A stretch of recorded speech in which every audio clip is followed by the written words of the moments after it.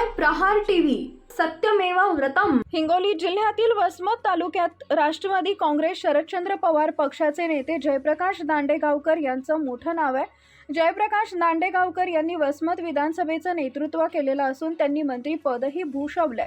जयप्रकाश दांडेगावकर हे मोठे नेते असूनही 2024च्या विधानसभा निवडणुकीत त्यांचे शिष्य असलेले राष्ट्रवादी काँग्रेस अजित पवार गटाचे राजू नवघरे यांनी जयप्रकाश दांडेगावकर यांना निवडणुकीत चित केलं होतं। त्यानंतर जयप्रकाश दांडेगावकर यांची ताकद कमी झाल्याची जोरदार चर्चा हिंगोली जिल्ह्यात सुरू झाली। जयप्रकाश दांडेगावकर यांचे पुत्र आतिश दांडेगावकर यांनी जयप्रकाश दांडेगावकर यांच्या अनुभवी समर्थकांना बाजूला करत 2024 विधानसभेची जबाबदारी पार पाडली।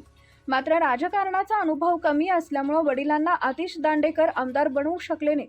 सध्या महाराष्ट्रामध्ये मोठ्या प्रमाणावर ट्रेंड सुरू आहे की सत्ता पक्षात प्रवेश घेऊन आपलं भलं करायचं।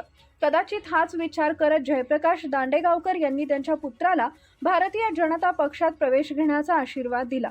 मोठा गाजावाजा करत आतिश दांडेगावकर यांनी त्यांच्या कार्यकर्त्यांचा मुंबईला जाऊन भाजप प्रदेश अध्यक्ष रवींद्र चव्हाण यांच्या हस्ते भारतीय जनता पक्षात कार्यकर्त्यांसह प्रवेश केला। आतिश दांडेगावकर यांचे काही अतिउत्साही कार्यकर्त्यांनी वसमत विधानसभेचे आमदार असे पोस्ट आशिष दांडेगावकर यांच्याबद्दल सामाजिक माध्यमांवर टाकणं पण सुरू केलंय। आतिश दांडेगावकर यांची ओळख फक्त जयप्रकाश दांडेगावकर यांची पुत्र एवढीच आहे। आता प्रश्न असा पडतोय की आतिश जयप्रकाश दांडेगावकर यांनी भारतीय जनता पक्षात प्रवेश करून काय साध्य करणार।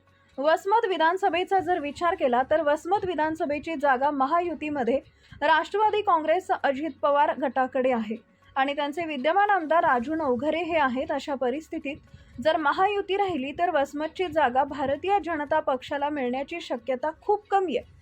दुसरी गोष्ट म्हणजे महायुती वेगवेगळी जरी लढली तरी भारतीय जनता पक्षात वसमत विधानसभेसाठी आधीपासूनच इच्छुकांचा गोतावळा आहे आणि या इच्छुकांमध्ये मोठमोठे दिग्गज आहेत की जे स्वबळावर निवडणूक लढवून जिंकू शकतात। या दिग्गजांना राजकारणाचा दांडगा अनुभव देखील आहे।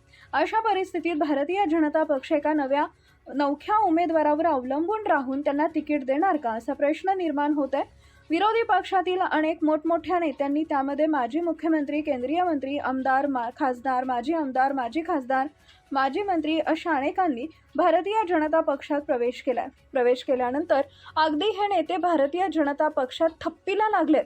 आतिश जयप्रकाश दांडेगावकर हे सुद्धा यांच्या प्रकारेच थप्पीला लागणार की स्वतःला सिद्ध करणार हे पाहावं लागेल।